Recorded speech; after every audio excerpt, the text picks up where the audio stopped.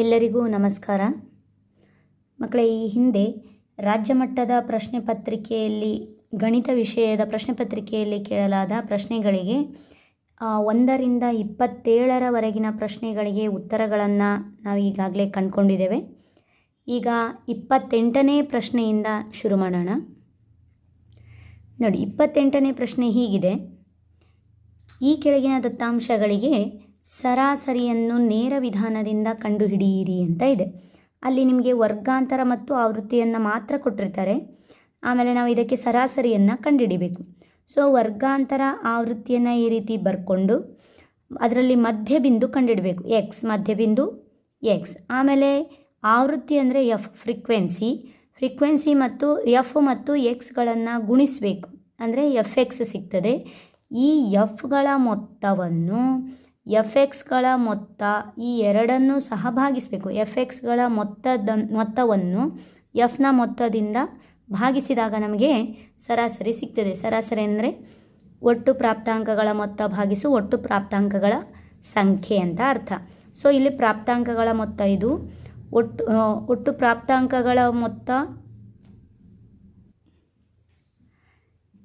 F 5 ಇದೆ, X 5 ಇದೆ. X ಹೇಗೆ 5 ಬಂತು ಅಂತ ಹೇಳಿದರೆ, ವರ್ಗಾಂತರದ ಮಧ್ಯಬಿಂದು 0 ಮತ್ತು 10ರ ಮಧ್ಯದ ಸಂಖ್ಯೆ 5, 10 ಮತ್ತು 20ರ ಮಧ್ಯದ್ದು 15, 20 ಮತ್ತು 30ರ ಮಧ್ಯ 25, 30 ಮತ್ತು 40ರ ಮಧ್ಯ 35, 40 ಮತ್ತು 50ರ ಮಧ್ಯ 45. ಒಂದು ವೇಳೆ ಗೊತ್ತಾಗಲಿಲ್ಲ ಅಂದರೆ ಕೆಳಮಿತಿ ಮತ್ತು ಮೇಲ್ಮಿತಿಯನ್ನು ಕೂಡಿಸಿ ಅದರ ಅರ್ಧ ಮಾಡೋದು.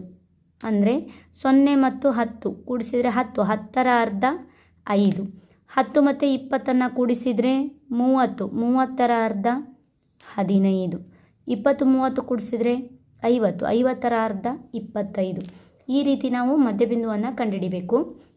ನಂತರ ಎಫ್ ಮತ್ತು ಎಕ್ಸ್ಗಳನ್ನು ಗುಣಿಸಲಿಕ್ಕೆ 5 ಮತ್ತು 5, 5 into 5, 8 into 15, 20 into 25, 15 into 35, 7 into 45. ಇವುಗಳನ್ನು ಗುಣಿಸಿದಾಗ 5 ಇಂಟು 5 ಮಾಡಿದಾಗ 25, 8 ಇಂಟು 15 120, 20 ಇಂಟು 25 500, 15 ಇಂಟು 35 525, 7 ಇಂಟು 45 ಅಂದರೆ 315. ಇವುಗಳನ್ನು ಗುಣಿಸಿ ಬರ್ಕೊಳ್ಳುವಾಗ ಬಿಡಿ ಸ್ಥಾನದ ಕೆಳಗೆ ಬಿಡಿ ಸ್ಥಾನ ಬರೋ ಹಾಗೆ ಬರಿಬೇಕು. 10ರ ಸ್ಥಾನದ ಕೆಳಗೆ 10ರ ಸ್ಥಾನ ಬರೋ ಹಾಗೆ ಬರಿಬೇಕು. 100ರ ಸ್ಥಾನದ ಕೆಳಗೆ 100ರ ಸ್ಥಾನ ಬರೋ ಹಾಗೆಯೇ ಬರಿಬೇಕು. ಯಾಕೆಂದರೆ ಕೂಡಿಸಲಿಕ್ಕೆ ಸುಲಭ ಆಗ್ತದೆ. ಇಲ್ಲಾಂದರೆ ಲೆಕ್ಕ ತಪ್ಪಾಗ್ತದೆ, ಕೂಡಿಸುವಾಗ ಆಚೆ ಈಚೆ ಆಗ್ತದೆ. ಹಾಗಾಗಿ ಈಗ 5 + 5 + 5 ಎಲ್ಲವನ್ನು ಕೂಡಿಸಿ 15, 2 + 2 + 2 + 1 + 1 8, 1 + 5 + 5 + 3 14. So summation of f X ಎಷ್ಟು ಬಂತು ಅಂದರೆ 1485. ಸೊ ಎಫ್ ಆವೃತ್ತಿಗಳನ್ನು ಕೂಡಿಸಿದಾಗ ಇದು ಸಹ ಹಾಗೆ ಬಿಡಿ ಸ್ಥಾನದ ಕೆಳಗೆ ಬಿಡಿ ಸ್ಥಾನ, 10ರ ಸ್ಥಾನದ ಕೆಳಗೆ 10ರ ಸ್ಥಾನವನ್ನು ಇಟ್ಕೊಂಡು ಕೂಡಿಸ್ಬೇಕು. ಸೊ ಎಲ್ಲವನ್ನು ಕೂಡಿಸಿದಾಗ 55 ಬರುತ್ತೆ. ಸರಾಸರಿಯ ಸೂತ್ರ ಹಾಕಬೇಕು. ಸರಾಸರಿ x bar is equal to summation of f x divided by summation of f. ಇದು ಸೂತ್ರ ಬರೆದ್ರೆ ನಿಮಗೆ ಅರ್ಧ ಅಂಕ ಸಿಗುತ್ತೆ. So x bar is equal to summation of f ಎಕ್ಸ್ನ ಬೆಲೆ 1485. ಸೊ 1485. ಸಮೇಷನ್ ಆಫ್ ಎಫ್ ಅಂದರೆ 55 ಇದೆ.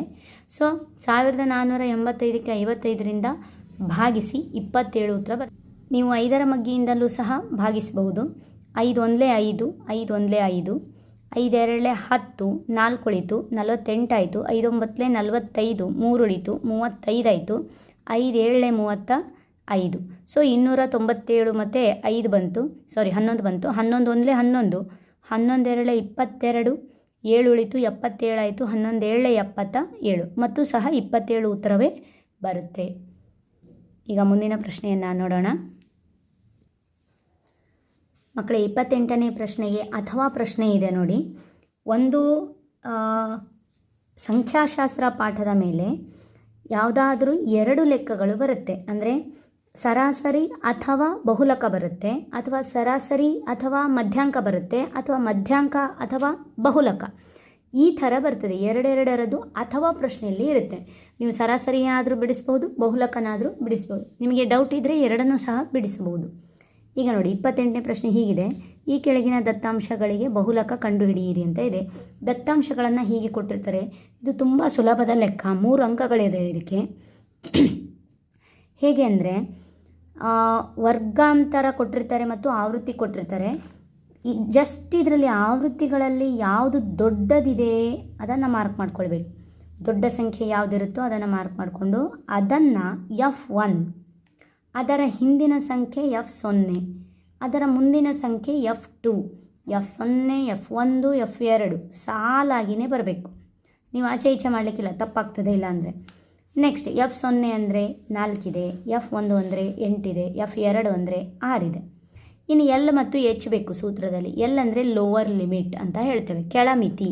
ಕೆಳಮಿತಿ ಎಲ್ಲಿ ಅಂತ ಹೇಳಿದ್ರೆ, ಈಗ ನಾವು ಯಾವುದು ದೊಡ್ಡ ಸಂಖ್ಯೆ ಇರುತ್ತೋ ಆವೃತ್ತಿಯಲ್ಲಿ ಆ ಆವೃತ್ತಿಯನ್ನು, ಆ ವರ್ಗಾಂತರವನ್ನು ನಾವು ಸೆಲೆಕ್ಟ್ ಮಾಡಿಕೊಂಡಾಗ ಇಲ್ಲಿರುವ 7 ಮತ್ತು 10 ಈ ವರ್ಗಾಂತರದಲ್ಲಿ 7 ಎಂಬುದು ಕೆಳಮಿತಿ, 10 ಎಂಬುದು ಮೇಲ್ಮಿತಿ. ಹಾಗಾಗಿ 7 ಎಂಬುದು L ಆಗುತ್ತೆ. L = 7. ಇನ್ನು H ಒಂದು ಬೇಕು. H ಅಂದರೆ ಹೈಟ್, ಅಂದರೆ ವರ್ಗಾಂತರದ ಗಾತ್ರ ಅಂತ ಹೇಳ್ತೇವೆ. ಹಾಗಿದ್ರೆ ವರ್ಗಾಂತರದ ಗಾತ್ರ ಎಷ್ಟು ಅಂದರೆ 1 ರಿಂದ 4ರವರೆಗೆ ಎಷ್ಟಿದೆ, ಅಂತರ ಎಷ್ಟಿದೆ ಅಂತ ಅರ್ಥ. ಅದಕ್ಕೆ 4 ರಿಂದ 1 ಕಳೆಯಿರಿ 3, 7 ರಿಂದ 4 ಕಳೆಯಿರಿ 3, 10 ರಿಂದ 7 ಕಳೆಯಿರಿ 3. ಹಾಗೆ ಕಾಮನ್ ಡಿಫ್ರೆನ್ಸ್ ಎಷ್ಟು ಬರುತ್ತೋ ಅದೇ ನಮ್ಮ ವರ್ಗಾಂತರದ ಗಾತ್ರ, ವ್ಯಾಪ್ತಿ ಅಂತಲೂ ಹೇಳ್ತೇವೆ. So H = 3. ಇನ್ನು ಬಹುಲಕದ ಸೂತ್ರ ಹಾಕಬೇಕು. ಬಹುಲಕ L ಪ್ಲಸ್, ಬರೆಯೋದು ತುಂಬ ಸುಲಭ.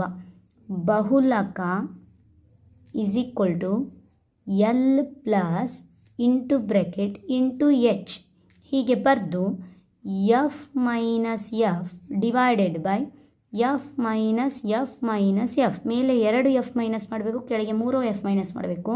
ಇಲ್ಲಿ 1 0 1 0 2 ಇದೇ 2 ಇಲ್ಲಿ ಮಲ್ಟಿಪ್ಲೈ. ಇಷ್ಟು ಸೂತ್ರ. ಇದು ನಿಮಗೆ ಸೂತ್ರವನ್ನು ನೆನಪಿಟ್ಕೊಳ್ಳಿ. ನೆಕ್ಸ್ಟ್ L ಅಂದರೆ 7 ಪ್ಲಸ್ F1 ಅಂದರೆ 8 ಮೈನಸ್ F0 ಅಂದರೆ 4 ಭಾಗಿಸು 2 ಇಂಟು F1 ಅಂದರೆ 8 ಮೈನಸ್ F0 ಅಂದರೆ 4 ಮೈನಸ್ F2 ಅಂದರೆ 6 ಇಂಟು H ಅಂದರೆ 3. H ಅಂದರೆ 3. ಈಗ ಸಿಂಪ್ಲಿಫೈ ಮಾಡೋಣ. 7ಕ್ಕೆ 7 ಪ್ಲಸ್ ಬಾದ್ಮಾಸ್ ನಿಯಮದ ಪ್ರಕಾರ ಮೊದಲು ಬ್ರ್ಯಾಕೆಟಿನ ಒಳಗಿರೋದನ್ನು ಬಿಡಿಸಬೇಕು. ಈಗ ಬ್ರ್ಯಾಕೆಟಿನ ಒಳಗೆ ಇಲ್ಲೊಂದು ಬ್ರ್ಯಾಕೆಟ್ ಇದೆ ಮತ್ತು ಮೇಲೆ ಏನು ಬ್ರ್ಯಾಕೆಟ್ ಇಲ್ಲ. ಹಾಗಾಗಿ 8 ರಿಂದ 4 ಕಳೆದ್ರೆ 4 ಭಾಗಿಸು 8 2 16 ಮೈನಸ್ 4 ಮೈನಸ್ 6. ಎರಡು ಸಂಖ್ಯೆಗಳ ಹಿಂದೆ ಮೈನಸ್ ಮೈನಸ್ ಇದ್ದರೆ ಕೂಡಿಸಬೇಕು, ಪ್ಲಸ್ ಪ್ಲಸ್ ಇದ್ದರೂ ಸಹ ಕೂಡಿಸಬೇಕು. ಪ್ಲಸ್ಸು ಮೈನಸ್ಸು ಅಥವಾ ಮೈನಸ್ಸು ಪ್ಲಸ್ ಇದ್ದಾಗ ಕಳಿಬೇಕು. ದೊಡ್ಡ ಸಂಖ್ಯೆ ಹಿಂದಿನ ಚಿಹ್ನೆಯನ್ನೇ ಹಾಕಬೇಕು ಯಾವಾಗಲೂ. ಹಾಗಾಗಿ -4 -6 ಅಂತ ಹೇಳಿದ್ರೆ -10. ಹಾಗಾಗಿ 8 2 16 -10 ಇಂಟು 3ಕ್ಕೆ 3. 7ಕ್ಕೆ 7 ಪ್ಲಸ್ 4ಕ್ಕೆ 4 ಭಾಗಿಸು 16 -10 ಅಂತ ಹೇಳಿದರೆ 6 ಇಂಟು 3. ಈಗ 2 2 3 2 6 3 1 3 2 1 2 2. ಸೊ 7 ಪ್ಲಸ್ 2 ಮಾತ್ರ ಉಳಿತಿಲ್ಲಿ 2. 7 ಪ್ಲಸ್ 2 7 ಪ್ಲಸ್ 2 ಅಂದರೆ 9. ಬಹುಲಕದ ಉತ್ತರ 9 ಬರುತ್ತೆ. ಅರ್ಥ ಆಯ್ತಲ್ವಾ? ನೆಕ್ಸ್ಟ್ ಮುಂದಿನ ಪ್ರಶ್ನೆಯನ್ನು ನೋಡೋಣ. ಮುಂದಿನ ಪ್ರಶ್ನೆ ಓಜೀವ್ ಇದೆ. ಓಜೀವ್ ಇಲ್ಲಿ ಕಡಿಮೆ ವಿಧಾನದ ಓಜೀವ್ ರಚಿಸಿ ಅಂತ ಕೊಟ್ಟಿದ್ದಾರೆ. ಹಾಗಾಗಿ ಪ್ರಶ್ನೆಯಲ್ಲಿ ನಮಗೆ ಈ ರೀತಿ ಒಂದು ಟೇಬಲನ್ನು ಕೊಟ್ಟಿದ್ದಾರೆ. ಉತ್ಪಾದನಾ ಇಳುವರಿ kg ಹೆಕ್ಟೇರ್ಗಳಲ್ಲಿ ಅಂತ ಕೊಟ್ಟಿದ್ದಾರೆ. ಹೊಲಗಳ ಸಂಖ್ಯೆ ಸಂಚಿತ ಆವೃತ್ತಿಯನ್ನು ಸಹ ಕೊಟ್ಟಿದ್ದಾರೆ. ಇಲ್ಲಿ ನೆನ್ಪಿಟ್ಕೊಳ್ಳಿ, 50ಕ್ಕಿಂತ ಕಡಿಮೆ, 55ಕ್ಕಿಂತ ಕಡಿಮೆ, 60ಕ್ಕಿಂತ ಕಡಿಮೆ, 65ಕ್ಕಿಂತ ಕಡಿಮೆ ಅಂತ ಈ ರೀತಿ ಬಂದರೆ ಈ ಸಂಚಿತ ಆವೃತ್ತಿಯನ್ನು ಮತ್ತೆ ಕೂಡಿಸಬಾರ್ದು. ಮಕ್ಕಳೇ, ನಿಮಗೆ ಈಗಾಗಲೇ ಗೊತ್ತಿದೆ, ವರ್ಗಾಂತರ ಕೊಟ್ಟಾಗ ನಾವೇನು ಮಾಡ್ತಿದ್ವಿ, ಆವೃತ್ತಿಗಳನ್ನು ಕೂಡಿಸ್ತಾ ಹೋಗ್ತಿದ್ವಿ, ಸಂಚಿತ ಆವೃತ್ತಿಯನ್ನು ಕಂಡುಹಿಡಿತಿದ್ವಿ. ಇಲ್ಲಿ ಕೂಡಿಸಬಾರ್ದು. ಇಷ್ಟಕ್ಕಿಂತ ಕಡಿಮೆ, ಇಷ್ಟಕ್ಕಿಂತ ಹೆಚ್ಚು ಅಂತ ಕೊಟ್ಟರೆ, ಆ ಥರ ಪ್ರಶ್ನೆ ಕೊಟ್ಟರೆ ಕೂಡಿಸಬಾರದು. ಡೈರೆಕ್ಟಾಗಿ ಗ್ರಾಫನ್ನು ಹಾಕಬೇಕು. ಡೈರೆಕ್ಟಾಗಿ ಗ್ರಾಫ್ ಮಾಡಲಿಕ್ಕೆ. ಈಗ ಗ್ರಾಫ್ ಮಾಡೋದು ಹೇಗೆ ಅಂತ ನೋಡೋಣ. ಏನಿಲ್ಲ, ಡೈರೆಕ್ಟಾಗಿ ಗ್ರಾಫ್ನಲ್ಲಿ ಬೆಲೆಗಳನ್ನು ಗುರುತಿಸ್ತಾ ಹೋದರೆ ಆಯಿತು. ನೋಡಿ ಇಲ್ಲಿ ಹೇಗಿದೆ ಅಂತ ಹೇಳಿದರೆ, ಉತ್ಪಾದನಾ ಇಳುವರಿಯನ್ನು ಎಕ್ಸ್ ಅಕ್ಷದಲ್ಲಿ ಬರಿಬೇಕು. ಉತ್ಪಾದನಾ ಇಳುವರಿಯನ್ನು ಅಂದರೆ ವರ್ಗಾಂತರ, ಇದು ವರ್ಗಾಂತರ ಇದ್ದ ಹಾಗೆ ಈ ವರ್ಗಾಂತರವನ್ನು ಎಕ್ಸ್ ಅಕ್ಷದಲ್ಲಿ ಬರಿಬೇಕು, ಬೆಲೆಗಳನ್ನು ಇಲ್ಲಿ ತಗೊಳ್ಳಿಕ್ಕೆ. ನೆಕ್ಸ್ಟ್ ಹೊಲಗಳ ಸಂಖ್ಯೆಯನ್ನು ವೈ ಅಕ್ಷದಲ್ಲಿ ಬರಿಬೇಕು. ಇಲ್ಲಿ ವೈ ಅಕ್ಷದಲ್ಲಿ ಬರಿಬೇಕು. ಇದು 0 ಆಗಿರ್ತದೆ. ಎಕ್ಸ್ ಅಕ್ಷ ಮತ್ತು ವೈ ಅಕ್ಷ ಎರಡೂ ಛೇದಿಸುವ ಬಿಂದುವನ್ನು ನಾವು 0 ಅಂತ ಕರಿತೀವಿ, ಅಥವಾ ಮೂಲ ಬಿಂದು 0,0 ಅಂತ ಆಗಿರ್ತದೆ. ನೆಕ್ಸ್ಟ್ ಈಗ ನೋಡಿ, ನಾನು ಇಲ್ಲಿ ಯಾಕೆ ನಾನು ಫೋಲ್ಡ್ ಮಾಡಿದ್ದೇನೆ ಅಂತ ಹೇಳಿದರೆ, ಉತ್ಪಾದನಾ ಇಳುವರಿ 50, 55, 60, 65, 70, 75 ಈ ಥರ ಇದೆ. ಅದಕ್ಕೆ ನಾನು 50 ಅದು ಹೇಗೆ ಕೊಟ್ಟಿದ್ದಾರೋ ಅದೇ ರೀತಿ ತಗೊಳ್ತಾ ಇದ್ದೇವೆ. ತಗೊಳ್ಬೇಕು ಅಂದರೆ ಪ್ರತಿ ಸೆಂಟಿಮೀಟರ್ಗೂ 5 ಹೆಚ್ಚು ಮಾಡಿದ್ದೇನೆ. ಹಾಗಾಗಿ 0ಯಿಂದ ಡೈರೆಕ್ಟಾಗಿ 50 ಬರೆದಿರೋದ್ರಿಂದ ಇಲ್ಲಿ ಏನು ಮಾಡಬೇಕು ಅಂತ ಹೇಳಿದ್ರೆ, 50ರವರೆಗೆ ಇಲ್ಲಿ ಏನು ಮಾಡಿದ್ದೇವೆ, ಫೋಲ್ಡ್ ಮಾಡಿದ್ದೇವೆ ಅಂತ ಅರ್ಥ ಇದು. ಸರಿನಾ? ಈಗ 50, 55, 60, 65, 70, 75, 80, 85 ಈ ರೀತಿ ಹೋಗ್ತದೆ. ಆಮೇಲೆ ಹೊಲಗಳ ಸಂಖ್ಯೆ ನೋಡಿ ಇಲ್ಲಿ ಹೇಗಿದೆ, 2, 10, 22, 46, 74, 100 ಅಂತ ಇದೆ. ಹಾಗಾಗಿ ಮಿನಿಮಮ್ ಅಂದರೆ 2, ಮ್ಯಾಕ್ಸಿಮಮ್ ಅಂದರೆ 100 ಇದೆ. ನಾನು ಅದಕ್ಕೆ 10, 20, 30, 40, 50, 60, 70, 80, 90, 100 ಅಂತ ತಗೊಂಡಿದ್ದೇನೆ. ಈಗ ಬೆಲೆಗಳನ್ನು ಗುರುತಿಸೋದು ಡೈರೆಕ್ಟ್. 50 ಇದ್ದಾಗ 2, 50 ಇದ್ದಾಗ ಇದು ಒಂದೊಂದು ಗೆರೆಗೂ 1, 1, 1 ಅಂತ ಓದಲಿಕ್ಕೆ 2 ಇಲ್ಲಿ ಪಾಯಿಂಟ್ ಬರ್ತದೆ. ನೆಕ್ಸ್ಟ್ 55 ಇದ್ದಾಗ 10, 55 ಇದ್ದಾಗ 10 ಇಲ್ಲಿ ಬರುತ್ತೆ. ನೆಕ್ಸ್ಟ್ 60 ಇದ್ದಾಗ 22, 60 ಇದ್ದಾಗ 20 ಇಲ್ಲಿ ಬರುತ್ತೆ, 21, 22,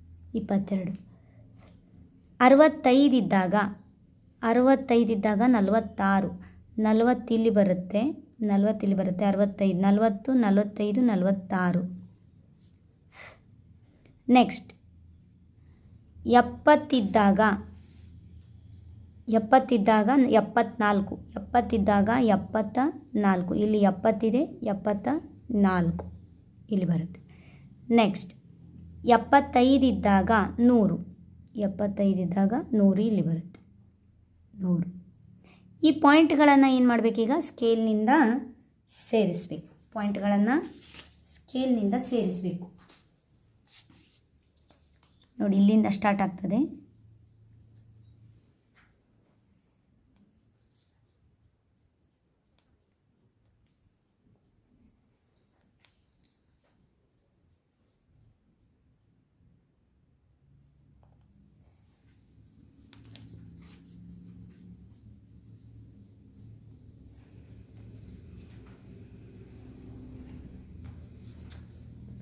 ಈ ರೀತಿ ಸೇರಿಸಬೇಕು. ಸೇರಿಸಿದ ನಂತರ ಇಲ್ಲಿ ಸ್ಕೇಲ್ ಒಂದನ್ನು ಬರಿಬೇಕು.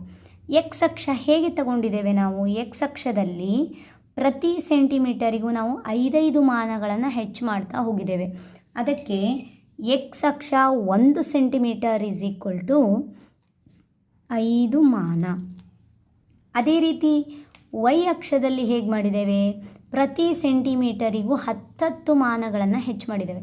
ಅದಕ್ಕೆ ವೈ ಅಕ್ಷ 1 ಸೆಂಟಿಮೀಟರ್ ಈಸ್ ಈಕ್ವಲ್ ಟು 10 ಮಾನ ಅಂತ ಬರಿಬೇಕು. ಇದಿಷ್ಟು ಬರೆದ್ರೆ ನಿಮಗೆ 3 ಮಾರ್ಕ್ ಸಿಗ್ತದೆ. ಅರ್ಥ ಆಯ್ತಲ್ವಾ? ನೆಕ್ಸ್ಟ್ ಮುಂದಿನ ಪ್ರಶ್ನೆ ನೋಡೋಣ.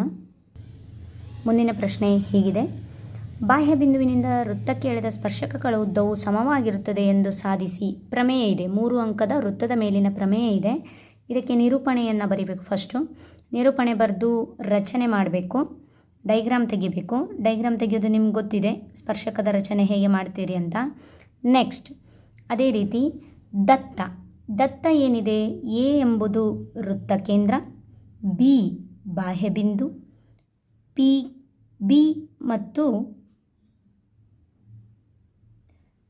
ಬಿ ಮತ್ತು ಕ್ಯೂ ಬಿಗಳು ಸ್ಪರ್ಶಕಗಳು. ಪಿ ಬಿ ಮತ್ತು ಕ್ಯೂ ಬಿಗಳು ಸ್ಪರ್ಶಕಗಳು. ನೆಕ್ಸ್ಟ್ ಸಾಧನೀಯ P B is equal to Q B. ನಮಗಿಲ್ಲಿ ಹೇಳಿದರೆ ಒಂದು ಬಾಹ್ಯ ಬಿಂದುವಿನಿಂದ ಈ ವೃತ್ತಕ್ಕೆ ಎಳೆದ ಸ್ಪರ್ಶಕಗಳ ಉದ್ದ, ಈ ಸ್ಪರ್ಶಕಗಳ ಉದ್ದ ಸಮವಾಗಿರುತ್ತದೆ. ಅದಕ್ಕೆ ಪಿ ಬಿ ಸ್ಪರ್ಶಕ ಕ್ಯೂ ಬಿ ಸ್ಪರ್ಶಕದ ಉದ್ದ ಸಮ. ಪಿ ಬಿ ಸ್ಪರ್ಶಕ ಮತ್ತು ಕ್ಯೂ ಬಿ ಸ್ಪರ್ಶಕದ ಉದ್ದ ಸಮ ಅಂತ ಸಾಧಿಸಬೇಕು. ಹಾಗಿದ್ರೆ ರಚನೆ ಏನು ಮಾಡ್ತೇವೆ, ಎದಿಂದ ಪಿಗೆ, ಎದಿಂದ ಕ್ಯೂಗೆ, ಎದಿಂದ ಬಿಗೆ ಸೇರಿಸುವುದು. ಸೇರಿಸಿ ಎ ಪಿ ಮತ್ತು ಎ ಕ್ಯೂಗಳನ್ನು ಸೇರಿಸಿ. ನೆಕ್ಸ್ಟ್ ಈಗ ಸಾಧನೆ ನೋಡಿ. ಸಾಧನೆ ಹೇಗೆ, ಹೇಳಿಕೆ ಹೇಳ್ತಾ ಹೋಗಬೇಕು, ಕಾರಣಗಳನ್ನು ಕೊಡ್ತಾ ಹೋಗಬೇಕು. ತ್ರಿಭುಜ ಎ ಪಿ ಬಿ ಮತ್ತು ತ್ರಿಭುಜ ಎ ಕ್ಯೂ ಬಿಗಳಲ್ಲಿ ಕೋನ A P B is equal to ಕೋನ ಎ ಕ್ಯೂ ಬಿ ಅಂದರೆ ಹೇಗೆ? ಇಲ್ಲಿ ನೋಡಿ, ನೀವು ಡಯಾಗ್ರಾಮನ್ನು ನೋಡ್ತಾನೆ ಮಾಡಬೇಕು. ಹೇಗೆ? ತ್ರಿಭುಜ ಎ ಪಿ ಬಿ ಈ ತ್ರಿಭುಜದಲ್ಲಿ ಮತ್ತು ತ್ರಿಭುಜ ಎ ಕ್ಯೂ ಬಿ ಈ ಎರಡು ತ್ರಿಭುಜಗಳನ್ನು ಹೋಲಿಕೆ ಮಾಡ್ತಾ ಇದ್ದಾರೆ. ಅದರಲ್ಲಿ A P B is equal to A Q B, ಕೋನ ಎ ಪಿ ಬಿ ಈ ಕೋನ ಮತ್ತು ಎ ಕ್ಯೂ ಬಿ ಈ ಕೋನ ಎರಡೂ 90 ಡಿಗ್ರಿಗೆ ಸಮ ಅಂತೆ. ಯಾಕೆ 90 ಡಿಗ್ರಿಗೆ ಸಮ ಅಂದರೆ ತ್ರಿಜ್ಯ ಮತ್ತು ಸ್ಪರ್ಶಕ ಪರಸ್ಪರ ಲಂಬ. ತ್ರಿಜ್ಯ ಮತ್ತು ಸ್ಪರ್ಶಕ ಪರಸ್ಪರ ಲಂಬ. Next A P is equal to A Q. ನೋಡಿ, ಎ ಪಿ ಮತ್ತು ಎ ಕ್ಯೂ ಎರಡು ಸಮ ಇರ್ತದೆ ಉದ್ದದಲ್ಲಿ. ಯಾಕೆ? ಇದು ಒಂದೇ ವೃತ್ತದ ತ್ರಿಜ್ಯಗಳು ಯಾವಾಗಲೂ ಸಮ. A P is equal to A Q, ಒಂದೇ ವೃತ್ತದ ತ್ರಿಜ್ಯಗಳು. ನೆಕ್ಸ್ಟ್ ಅದೇ ರೀತಿ A B is equal to A B. ಈ ತ್ರಿಭುಜದ ಎ ಬಿ ಬಾಹು ಈ ಕೆಳಗಿನ ತ್ರಿಭುಜದ ಎ ಬಿ ಬಾಹು ಎರಡು ಸೇಮ್ ಇದೆಯಾ? ಈ ತ್ರಿಭುಜಕ್ಕೂ ಇದೇ ಬಾಹು ಇದೆ, ಈ ತ್ರಿಭುಜಕ್ಕೂ ಇದೇ ಬಾಹು ಇದೆ. ಹಾಗಾಗಿ ಇದನ್ನು ಉಭಯ ಸಾಮಾನ್ಯ ಅಂತ ಕರಿತೇವೆ. ಏನಂತ ಕರಿತೇವೆ? ಉಭಯ ಸಾಮಾನ್ಯ ಬಾಹು ಅಂತ ಕರಿತೇವೆ. ಹಾಗಾಗಿ 3 ಅಂಶಗಳು ಸಮವಾಗಿರೋದ್ರಿಂದ ತ್ರಿಭುಜ ಎ ಪಿ ಬಿ ಸರ್ವಸಮ. ಇದು ಸರ್ವಸಮದ ಚಿಹ್ನೆ. ಸರ್ವಸಮ ತ್ರಿಭುಜ A Q B. A P B ತ್ರಿಭುಜ ಮತ್ತು ಎ ಕ್ಯೂ ಬಿ ತ್ರಿಭುಜ ಈ ಎರಡೂ ತ್ರಿಭುಜಗಳು ಸರ್ವಸಮ ತ್ರಿಭುಜಗಳಾಗಿವೆ. ಯಾಕೆಂದರೆ 3 ಪಾಯಿಂಟ್ಗಳು. ಯಾವುದೆಲ್ಲ 3 ಪಾಯಿಂಟು? ಲಂಬ ಸಿದ್ಧಾಂತ ಅಂದರೆ ಲಂಬಕೋನ, ವಿಕರ್ಣ, ಬಾಹು ಸಿದ್ಧಾಂತ. ನೋಡಿ, ಇಲ್ಲಿ ಒಂದು ಲಂಬಕೋನ ಸಮ ಇದೆ, ಇದಕ್ಕೆ ಇದು. ಆಮೇಲೆ ವಿಕರ್ಣಕ್ಕೆ ವಿಕರ್ಣ ಸಮ ಇದೆ, ಒಂದು ಬಾಹುವಿಗೆ ಒಂದು ಬಾಹು ಸಮ ಇದೆ. ಹಾಗಾಗಿ ಲಂಬ ಸಿದ್ಧಾಂತದಿಂದ ಈ ತ್ರಿಭುಜ ಎರಡೂ ಸರ್ವಸಮ. ಹಾಗಾಗಿ ಉಳಿದ ಅನುರೂಪ ಬಾಹುಗಳು ಮತ್ತು ಅನುರೂಪ ಕೋನಗಳು ಸಹ ಸಮ ಇರ್ತವೆ. ಅಂದರೆ ಈ ಕೋನಕ್ಕೆ ಈ ಕೋನ ಸಮ ಇರುತ್ತೆ, ಈ ಕೋನಕ್ಕೆ ಈ ಕೋನ ಸಮ ಇರುತ್ತೆ, ಈ ಬಾಹುವಿಗೆ ಈ ಬಾಹು ಸಮ ಇರುತ್ತೆ. ಈ 3 ಪಾಯಿಂಟ್ಗಳಲ್ಲಿ ನಮಗೆ ಬೇಕಾಗಿರೋದು ಯಾವುದು? ಸ್ಪರ್ಶಕದ ಉದ್ದ ಸಮ ಅಂತ ಸಾಧಿಸಬೇಕು. ಹಾಗಾಗಿ ಡೈರೆಕ್ಟಾಗಿ ಸ್ಪರ್ಶಕದ ಉದ್ದ ಸಮ. ಕಾರಣ ಸತ್ರಿ ಆಭ, ಸರ್ವಸಮ ತ್ರಿಭುಜಗಳ ಅನುರೂಪ ಭಾಗಗಳು. ಅರ್ಥ ಆಯಿತು ಅಂದ್ಕೊಂಡಿದ್ದೇನೆ. ನೆಕ್ಸ್ಟ್ ಮುಂದಿನ ಪ್ರಶ್ನೆ. ಮಕ್ಕಳೇ, ಮುಂದಿನ ಪ್ರಶ್ನೆ ಹೀಗಿದೆ. 3 ಸೆಂಟಿಮೀಟರ್ ತ್ರಿಜ್ಯದ ವೃತ್ತಕ್ಕೆ ಸ್ಪರ್ಶಕಗಳ ನಡುವಿನ ಕೋನ 70 ಡಿಗ್ರಿ ಇರುವಂತೆ ಒಂದು ಜೊತೆ ಸ್ಪರ್ಶಕಗಳನ್ನು ರಚಿಸಿ. ಅವ್ರು ಕೊಟ್ಟಿದ್ದಾರೆ ಸ್ಪರ್ಶಕಗಳ ನಡುವಿನ ಕೋನ 70 ಡಿಗ್ರಿ ಇರಬೇಕು ಅಂತ. ಹಾಗಾಗಿ ತ್ರಿಜ್ಯ ಎಷ್ಟಿದೆ? 3 ಸೆಂಟಿಮೀಟರ್ ಇದೆ. ಸ್ಪರ್ಶಕಗಳ ನಡುವಿನ ಕೋನ ಎಷ್ಟಿದೆ? 70 ಡಿಗ್ರಿ ಇದೆ. ನಮಗೆ ಬೇಕಾಗಿರೋದೇನು? ತ್ರಿಜ್ಯಗಳ ನಡುವಿನ ಕೋನ ಇದ್ದರೆ ಮಾತ್ರ ನಾವು ತ್ರಿಜ್ಯದ ಅಂತ್ಯ ಬಿಂದುಗಳಲ್ಲಿ ಸ್ಪರ್ಶಕಗಳನ್ನು ಎಳಿಲಿಕ್ಕೆ ಬರ್ತದೆ. ಹಾಗಾಗಿ ನಾವು ಫಸ್ಟು ತ್ರಿಜ್ಯಗಳ ನಡುವಿನ ಕೋನವನ್ನು ಕಂಡುಹಿಡಬೇಕು. ತ್ರಿಜ್ಯಗಳ ನಡುವಿನ ಕೋನ ಯಾವಾಗ ಸಿಗ್ತದೆ ಅಂದರೆ 180 ಡಿಗ್ರಿಯಲ್ಲಿ 70 ಡಿಗ್ರಿಯನ್ನು ಮೈನಸ್ ಮಾಡಿದರೆ 110 ಡಿಗ್ರಿ. ಆಗ ತ್ರಿಜ್ಯಗಳ ನಡುವಿನ ಕೋನ ಸಿಗ್ತದೆ. ಈಗ 3 ಸೆಂಟಿಮೀಟರ್ ತ್ರಿಜ್ಯದ ವೃತ್ತಕ್ಕೆ 3 ಸೆಂಟಿಮೀಟರ್ ತ್ರಿಜ್ಯವನ್ನು ತಗೊಳ್ಬೇಕು. ಕೈವಾರದ ಸಹಾಯದಿಂದ 3 ಸೆಂಟಿಮೀಟರ್ ತ್ರಿಜ್ಯವನ್ನು ಇಟ್ಕೊಂಡು ನಾವು ಒಂದು ವೃತ್ತವನ್ನು ರಚಿಸಬೇಕು. ವೃತ್ತವನ್ನು ರಚಿಸಿ ನಂತರ ಒಂದು ತ್ರಿಜ್ಯವನ್ನು ನಾವಾಗಿಯೇ ಎಳೆಯುವ. ಒಂದು ತ್ರಿಜ್ಯವನ್ನು ನಾವೆಳೆದು ಈಗ ಈ ತ್ರಿಜ್ಯದಿಂದ ಇನ್ನೊಂದು ತ್ರಿಜ್ಯದ ನಡುವಿನ ಕೋನ 110 ಡಿಗ್ರಿ ಇರಬೇಕು. ಅದಕ್ಕೆ ಕೋನಮಾಪಕವನ್ನು ಸರಿಯಾಗಿ ಇಟ್ಟು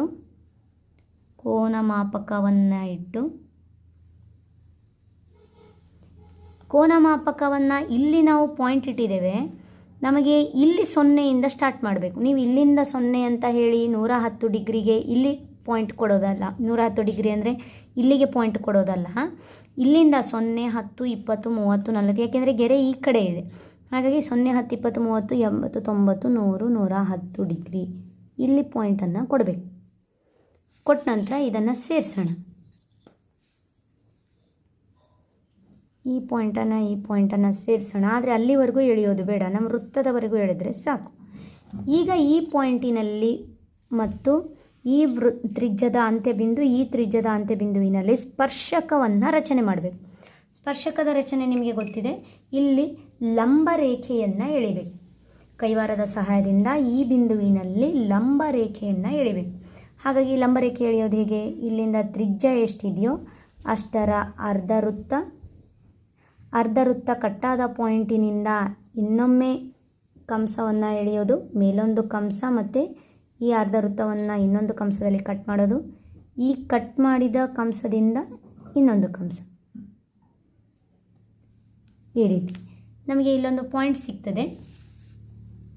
ಈ ಪಾಯಿಂಟನ್ನು ಮತ್ತು ಈ ತ್ರಿಜ್ಯದ ಅಂತ್ಯ ಬಿಂದುವನ್ನು ಏನು ಮಾಡಬೇಕು? ಸೇರಿಸಬೇಕು.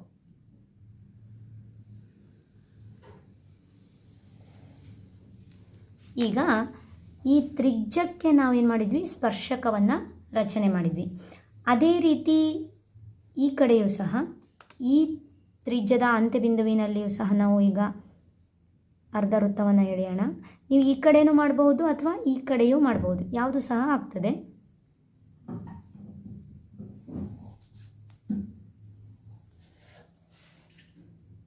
ನೆಕ್ಸ್ಟ್ ಅರ್ಧ ವೃತ್ತ ಆದ ನಂತರ ಇಲ್ಲಿ ಕಟ್ಟಾದ ಬಿಂದುವಿನಿಂದ ಇನ್ನೊಂದು ಕಂಸವನ್ನು ಕತ್ತರಿಸಬೇಕು.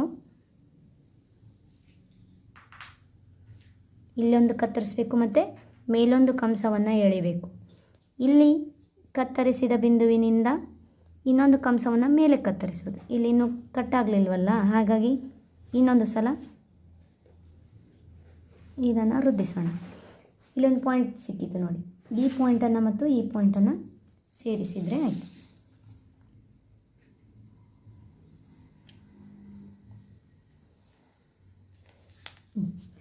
ಈಗ ನಮಗೆ ಇದಕ್ಕೆ ಹೆಸರನ್ನು ಕೊಡೋಣ. A B P Q.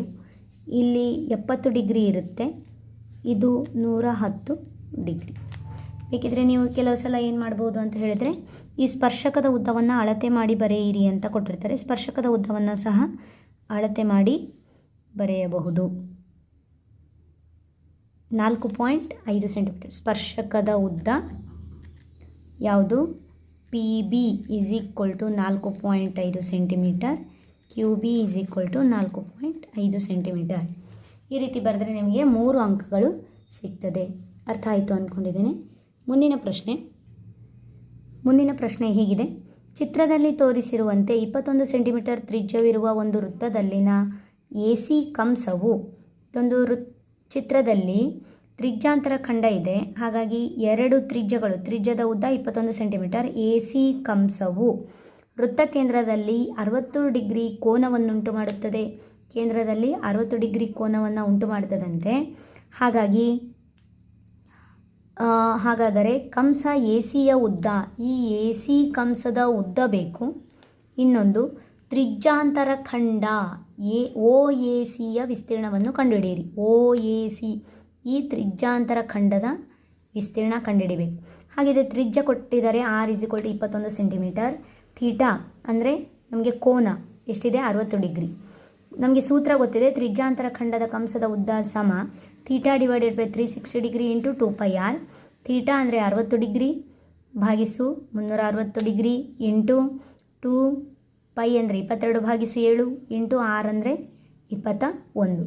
ಈಗ ಇದನ್ನು ನಾವು ನೀಟಾಗಿ ಭಾಗಿಸಿದಾಗ 7 1 7 3 21, 2 1 6 1 6 6 6 36, 2 1 2 2 3 6, ನೆಕ್ಸ್ಟ್ 3 1 3 1. ಹೀಗೆಲ್ಲವನ್ನು ಸಹ ನೀವು ಭಾಗಿಸಿದಾಗ ನಮಗೆ ಉಳಿಯೋದೆಷ್ಟು? 22 ಸೆಂಟಿಮೀಟರ್. ಹಾಗಿದ್ರೆ ತ್ರಿಜ್ಯಾಂತರ ಖಂಡದ ಕಂಸದ ಉದ್ದ 22 ಸೆಂಟಿಮೀಟರ್. ನೆಕ್ಸ್ಟ್ ಎರಡನೇ ಪಾಯಿಂಟ್, ತ್ರಿಜ್ಯಾಂತರ ಖಂಡದ ವಿಸ್ತೀರ್ಣ. ತ್ರಿಜ್ಯಾಂತರ ಖಂಡದ ವಿಸ್ತೀರ್ಣ is equal to theta / 360 degree into πr². ಇಲ್ಲಿ 2πr ಅಂದರೆ ಕಂಸದ ಉದ್ದ, πr² ಅಂದರೆ ವಿಸ್ತೀರ್ಣ. ಸೊ ಥೀಟಾ ಅಂದರೆ 60 ಡಿಗ್ರಿ ಭಾಗಿಸು 360 ಡಿಗ್ರಿ ಇಂಟು 22/7, π ಅಂದರೆ ಇಂಟು r², r ಅಂದರೆ 21, 21 ಇಂಟು 21. ಸೊ 7 1 7 7 3 21. ನೆಕ್ಸ್ಟ್ 6 1 6 6 6 36, 2 ಮೂರಲೆ 6, 2 ಒಂದಲೆ 2 ಒಂದಲೆ. ಹಾಗಿದ್ರೆ ಇಲ್ಲಿ ಮತ್ತೇನು ಭಾಗಿಸಲಿಕ್ಕೆ ಆಗೋದಿಲ್ಲ. 11 ಉಳಿತು ಇಂಟು ಇಲ್ಲಿ 21 ಉಳಿತು. 21 ಇಂಟು 11 ಅಂತ ಹೇಳಿದರೆ 231 ಸೆಂಟಿಮೀಟರ್ ಸ್ಕ್ವೇರ್ ಅಥವಾ ಚದರ ಸೆಂಟಿಮೀಟರ್ ಅಂತ ಬರಿಬೇಕು. ಅರ್ಥ ಆಯ್ತಲ್ವಾ? ನೆಕ್ಸ್ಟ್ ಮುಂದಿನ ಪ್ರಶ್ನೆ ನೋಡೋಣ. ಮಕ್ಕಳೇ 32ನೇ ಪ್ರಶ್ನೆಗೆ ಅಥವಾ ಪ್ರಶ್ನೆ ಹೊಂದಿದೆ ನೋಡಿ. ABCD ವರ್ಗದ ಬಾಹುವಿನ ಉದ್ದ 14 ಸೆಂಟಿಮೀಟರ್ ಆಗಿದೆ. ABCD ಈ ಬಾಹುವಿನ ಉದ್ದ 14 ಸೆಂಟಿಮೀಟರ್ ಇದೆ ಅಂತೆ. ಹಾಗಾದರೆ PQRSಗಳು ಕ್ರಮವಾಗಿ AB, BC, CD ಮತ್ತು ADಯ ಮಧ್ಯಬಿಂದುಗಳು. ABಯ ಮಧ್ಯಬಿಂದು P, BCಯ ಮಧ್ಯಬಿಂದು Q, CDಯ ಮಧ್ಯಬಿಂದು R, ADಯ ಮಧ್ಯಬಿಂದು S. ಹಾಗೂ PS, PQ, QR ಮತ್ತು SRಗಳು ವೃತ್ತಗಳ ಕಂಸಗಳು. ಇದು ವೃತ್ತದ ಕಂಸ ಆಗಿದೆ. ಹಾಗಾಗಿ ಇದೊಂದು ಚತುರ್ಥಕ ಆಗ್ತದೆ. ಇದು ವೃತ್ತ ಚತುರ್ಥಕ. ಈ 4 ಚತುರ್ಥಕಗಳನ್ನು ಸೇರಿಸಿದರೆ ಒಂದು ವೃತ್ತ ಆಗ್ತದೆ. ಹಾಗಾದರೆ ಛಾಯೆಗೊಳಿಸಿದ ಭಾಗದ ವಿಸ್ತೀರ್ಣವನ್ನು ಕಂಡುಹಿಡಿಯಿರಿ. ಅಂದರೆ ಮಧ್ಯದಲ್ಲಿ ಛಾಯೆಗೊಳಿಸಿದರೆ ಈ ಭಾಗದ ವಿಸ್ತೀರ್ಣ ಕಂಡುಹಿಡಬೇಕು. ಬಾಹುವಿನ ಉದ್ದ A = 14 ಸೆಂಟಿಮೀಟರ್ ಕೊಟ್ಟಿದ್ದಾರೆ. ತ್ರಿಜ್ಯ R ಈ ವೃತ್ತ ಕಂಸದ ತ್ರಿಜ್ಯ ಎಷ್ಟಾಗ್ತದೆ ಅಂದರೆ ಇದು 14 ಇದೆ ಅಂದರೆ ಇದು ಎಷ್ಟಾಗುತ್ತೆ? 7. ಇದು 7 ಆಗುತ್ತೆ. ಹಾಗಾಗಿ ತ್ರಿಜ್ಯ 14ರ ಅರ್ಧ 7 ಸೆಂಟಿಮೀಟರ್. ತ್ರಿಜ್ಯ 7 ಸೆಂಟಿಮೀಟರ್ ಆದರೆ ಛಾಯೆಗೊಳಿಸಿದ ಭಾಗದ ವಿಸ್ತೀರ್ಣ ಸಮ. ಛಾಯೆಗೊಳಿಸಿದ ಭಾಗದ ವಿಸ್ತೀರ್ಣ ಬೇಕು ಅಂದರೆ ಇಡೀ ಚೌಕದ ವಿಸ್ತೀರ್ಣ ಮೈನಸ್ ಒಂದು ವೃತ್ತದ ವಿಸ್ತೀರ್ಣ. ಯಾಕೆಂದರೆ ಇದು 4 ಭಾಗಗಳನ್ನು ಚತುರ್ಥಕಗಳನ್ನು ಕೂಡಿಸಿದರೆ ನಮಗೆ ಒಂದು ವೃತ್ತ ಸಿಗ್ತದೆ. ಆ ವೃತ್ತದ ವಿಸ್ತೀರ್ಣವನ್ನು ಮೈನಸ್ ಮಾಡಿದರೆ ಉಳಿದ ಭಾಗ ಸಿಗ್ತದೆ ಅಂತ ಅರ್ಥ. ಅಥವಾ ನೀವು ಹೀಗೂ ಸಹ ಬರಿಬೋದು. ಏನು? ಒಂದು ವೃತ್ತದ ವಿಸ್ತೀರ್ಣ ಸಮ. ಒಂದು ವೃತ್ತದ ವಿಸ್ತೀರ್ಣ ಯಾವುದಕ್ಕೆ ಸಮ? ಇದನ್ನು ಹೇಗೆ ಬರಿಬೋದು ಅಂದರೆ 4 ವೃತ್ತ ಚತುರ್ಥಕಗಳ ವಿಸ್ತೀರ್ಣ ಅಂದರೆ πr² = 4πr² / 4 ಅಂತ ಬರಿಬೋದು. ಮತ್ತೆ 4 ಕ್ಯಾನ್ಸಲ್ ಆಗ್ತದೆ, πr² ಉಳಿತದೆ. ಅರ್ಥ ಆಯ್ತಾ? ಈ ರೀತಿ ಬರಿಬೋದು. ಸೊ ಚೌಕದ ವಿಸ್ತೀರ್ಣ A² ಮೈನಸ್ ಒಂದು ವೃತ್ತದ ವಿಸ್ತೀರ್ಣ πr². A² ಅಂದರೆ 14² ಮೈನಸ್ π ಅಂದರೆ 22/7 ಇಂಟು r² ಅಂದರೆ 7 × 7. 7 1 14ರ ವರ್ಗ 196 ಮೈನಸ್ ಇದು 22 × 7 ಅಂತ ಹೇಳಿದರೆ 154. 196ರಿಂದ 154 ಮೈನಸ್ ಮಾಡಿ 42 ಸೆಂಟಿಮೀಟರ್ ಸ್ಕ್ವೇರ್ ಬರುತ್ತೆ. ಅರ್ಥ ಆಯ್ತಲ್ವಾ? ನೆಕ್ಸ್ಟ್ ಮುಂದಿನ ಪ್ರಶ್ನೆ ಹೀಗಿದೆ. ಇಲ್ಲೊಂದು ಚಿತ್ರ ಕೊಟ್ಟಿದ್ದಾರೆ. ಈ ಚಿತ್ರದಲ್ಲಿ ತೋರಿಸಿರುವಂತೆ ಸಿಲಿಂಡರಿನ ವೃತ್ತಾಕಾರದ ಮೇಲ್ಭಾಗವನ್ನು ಶಂಕುವು ಸಂಪೂರ್ಣವಾಗಿ ಆವರಿಸಿರುವಂತೆ ಒಂದು ಡೇರೆಯೂ ಇದೆ. ಇದೊಂದು ಡೇರೆ ಇದೆ. ಡೇರೆ ಹೇಗಿದೆ ಅಂದರೆ ಸಿಲಿಂಡರ್ ಆಕೃತಿಯ ಮೇಲೆ ಕಂಪ್ಲೀಟಾಗಿ ಕವರ್ ಆಗುವ ಹಾಗೆ ಶಂಕು ಕೂತಿದೆ. ಹಾಗಾದರೆ ಸಿಲಿಂಡರಿನ ಎತ್ತರ ಮತ್ತು ತ್ರಿಜ್ಯಗಳು ಕ್ರಮವಾಗಿ ಸಿಲಿಂಡರಿನ ಎತ್ತರ H, ಸಿಲಿಂಡರಿನ ಎತ್ತರ ಮತ್ತು ಸಿಲಿಂಡರಿನ ತ್ರಿಜ್ಯಗಳು ಕ್ರಮವಾಗಿ ಮೊದಲು ಎತ್ತರ ಆಮೇಲೆ ತ್ರಿಜ್ಯ 2.1 ಮೀಟರ್ ಮತ್ತು 2 ಮೀಟರ್ ಇದೆ. ಶಂಕುವಿನ ಓರೆ ಎತ್ತರ 2.8 ಮೀಟರ್. ಆದರೆ ಡೇರೆಯನ್ನು ನಿರ್ಮಿಸಲು ಬಳಸಿದ ತಾಡಪತ್ರಿಯ ವಿಸ್ತೀರ್ಣ ಕಂಡುಹಿಡಿಯಿರಿ. ಅಂದರೆ ಈ ಡೇರೆಯ ಮೇಲ್ಮೈ ವಿಸ್ತೀರ್ಣ ಅಂದರೆ ಪೂರ್ಣ ಮೇಲ್ಮೈ ವಿಸ್ತೀರ್ಣ ಕೇಳಿದರೆ. ಹಾಗಾದರೆ ಏನು ಮಾಡಬೇಕು? ತ್ರಿಜ್ಯ R = 2 ಮೀಟರ್ ಗೊತ್ತಿದೆ. ಸಿಲಿಂಡರಿನ ಎತ್ತರ H = 2.1 ಮೀಟರ್ ಎತ್ತರ ಕೊಟ್ಟಿದ್ದಾರೆ. ಶಂಕುವಿನ ಓರೆ ಎತ್ತರ L = 2.8 ಮೀಟರ್ ಅಂತ ಕೊಟ್ಟಿದ್ದಾರೆ. ನಮಗೆ ಬೇಕಾಗಿದ್ದು ಈ ಡೇರೆಯ ಪೂರ್ಣ ಮೇಲ್ಮೈ ವಿಸ್ತೀರ್ಣ. ಡೇರೆಯ ಪೂರ್ಣ ಮೇಲ್ಮೈ ವಿಸ್ತೀರ್ಣ ಸಮ ಶಂಕುವಿನ ವಕ್ರ ಮೇಲ್ಮೈ ವಿಸ್ತೀರ್ಣ ಪ್ಲಸ್ ಸಿಲಿಂಡರಿನ ವಕ್ರ ಮೇಲ್ಮೈ ವಿಸ್ತೀರ್ಣ ಕೂಡಿಸಬೇಕು. ಹಾಗಾಗಿ ಶಂಕುವಿನ ವಕ್ರ ಮೇಲ್ಮೈ ವಿಸ್ತೀರ್ಣದ ಸೂತ್ರ πRL ಪ್ಲಸ್ ಸಿಲಿಂಡರಿನ ವಕ್ರ ಮೇಲ್ಮೈ ವಿಸ್ತೀರ್ಣ 2πRH. ಹಾಗಿದ್ರೆ ಶಂಕುವಿನ ವಕ್ರ ಮೇಲ್ಮೈ ವಿಸ್ತೀರ್ಣದ πRL ಮತ್ತು 2πRH ಅಲ್ಲಿ πR ಮತ್ತು πR ಕಾಮನ್ ಆಗಿ ಹೊರಗಡೆ ಬಂದರೆ ಒಳಗಡೆ ಇಲ್ಲಿ L ಉಳಿತದೆ ಪ್ಲಸ್ πR ಹೊರಗಡೆ ಬಂದರೆ 2H ಉಳಿತದೆ ಇಲ್ಲಿ. ಸೊ π ಅಂದರೆ 22/7 ಇಂಟು R ಅಂದರೆ 2 ಇಂಟು L ಅಂದರೆ 2.8 ಪ್ಲಸ್ 2 ಇಂಟು H ಅಂದರೆ 2.1. 22/7 ಇಂಟು 2 2.8ಕ್ಕೆ 2.8 ಪ್ಲಸ್ 2 ಇಂಟು 2.1 ಅಂದರೆ 4.2. 4.2 ಪ್ಲಸ್ 2.8 ಅಂದರೆ 7.0. 7 1 ಹೋಯಿತು. 22 7 44 ಮೀಟರ್ ಸ್ಕ್ವೇರ್. ಮೀಟರ್ನಲ್ಲಿ ಕೊಟ್ಟಿದ್ದಾರೆ, ಅದಕ್ಕೆ ಮೀಟರ್ ಸ್ಕ್ವೇರ್. ಸೆಂಟಿಮೀಟರ್ ಇದ್ದರೆ ಸೆಂಟಿಮೀಟರ್ ಸ್ಕ್ವೇರ್, ಅಥವಾ ನೀವು ಚದರ ಮೀಟರ್ ಅಂತಲೂ ಬರೆಯಬಹುದು. ಅರ್ಥ ಆಯ್ತಲ್ವಾ? ಈ ವಿಡಿಯೋ ನಿಮಗೆ ಇಷ್ಟವಾದಲ್ಲಿ ದಯವಿಟ್ಟು ಲೈಕ್ ಮಾಡಿ, ಶೇರ್ ಮಾಡಿ, ಸಬ್ಸ್ಕ್ರೈಬ್ ಮಾಡಿ. ಅದೇ ರೀತಿ ಏನಾದರೂ ಅನಿಸಿಕೆ ಅಭಿಪ್ರಾಯಗಳಿದ್ದರೆ ಕಮೆಂಟ್ ಬಾಕ್ಸ್ನಲ್ಲಿ ತಿಳಿಸಿ. ಧನ್ಯವಾದಗಳು.